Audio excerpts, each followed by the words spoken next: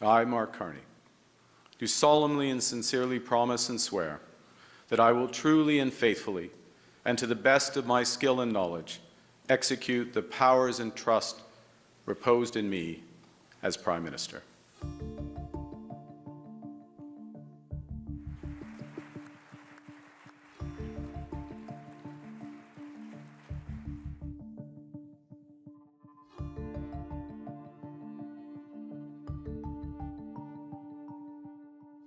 We will never, ever, in any way, shape, or form, be part of the United States.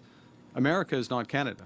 What you will see from this government is focusing on building here at home, building with different partners abroad.